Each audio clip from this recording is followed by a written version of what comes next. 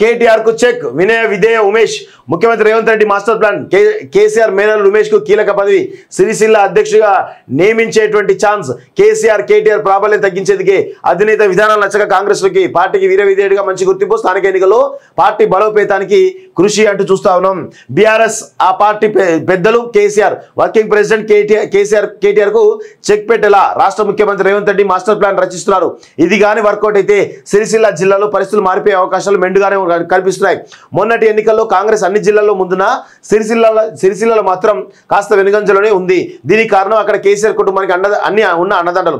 కేటీఆర్ మొదటి నుంచి సిరిసిల్ల నియోజకవర్గంచే గెలుపొందుతూ వస్తున్నారు. 2009 నుంచి సిరిసిల్లో కల్వకుంట్ల కుటుంబానికి తిరుగులేని ఆధిక్యం ఉంది. కేటీఆర్ వరుసగా 5 పర్యాయాలు ఇక్కడి నుంచే ఎమ్మెల్యేగా గెలుపొందుతూ వస్తున్నారు. దీంతో రానున్న లోకల్ బాడీ సార్వత్రిక ఎన్నికల్లో కేటీఆర్ ప్రాబల్యం తగ్గించాలనే విషయంలో కాంగ్రెస్ ఉంది. ఆ క్రమంలో కల్వకుంట్ల ప్రాబల్యం తగ్గించగలిగిన నేత కోసం కాంగ్రెస్ ఎదురు చూస్తుండగా సరైనడు అధికార పార్టీకి దొరికాడు. పగ్గాలు ఇస్తే సిరిసిల్ల అధ్యక్ష పదవి కేసీఆర్ మేనల్లుడు ఉమేష్ రావుకు అప్పగించాలని సీఎం రేవంత్ రెడ్డి పీసీ మహేష్ కుమార్ గౌడ్ భావిస్తున్నారు. ఉమేష్ రావు వరుసకు కేసీఆర్ మేనల్లుడు. నాడు టీఆర్ఎస్ పార్టీ స్థాపించడంలో కేసీఆర్ కు చేదోడు వాదుడుగా ఉంటూ వచ్చారు. సో అయిన పార్టీ స్థాపనలో ఫౌండర్ మెంబర్ కూడా.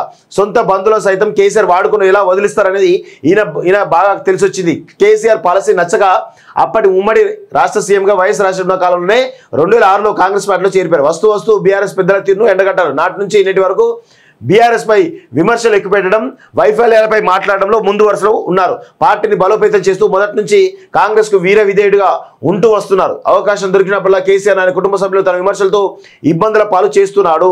సో కాంగ్రెస్ గెలుపుకు తీవ్రంగా కృషి చేస్తూ పార్టీ ఏ పదవి ఇస్తే దానికి కట్టుబడి పనిచేసే ఉమేష్ పార్టీ అంటే విధేయుడిగా గుర్తింపు లభించింది. అలా ఆయన చేసిన సేవలు గుర్తించిన కాంగ్రెస్ పీసీ అధికార పదవిలో కూర్చోబెట్టింది. 2010 నుంచి ఆ పదవిలో ఉన్నారు. అనతి కాలంలో పార్టీలో కింది స్థాయి నేతలను కలుపుకొని పోతూ అధిష్టానికి విధేయుడిగా మారిపోయారు. సో పదవులు ఆశించకుండా మొత్తానికైతే ఆయన కాంగ్రెస్ అధికార ప్రతినిధిగా కాంగ్రెస్ పార్టీలో కీలకంగా ఉంటూ కేసీఆర్ ఫ్యామిలీ పైన పదునైనటువంటి విమర్శలతో దూసుకుపోతున్నారు. ఇటు ఉమేష్ రావు ఒకవైపు, అటు రమ్యారావు మరోవైపు. సో వీళ్ళిద్దరూ కూడా కేసీఆర్ ఫ్యామిలీకి కునుకు మీద నిద్ర లేకుండా చేస్తూ ఉన్నారు.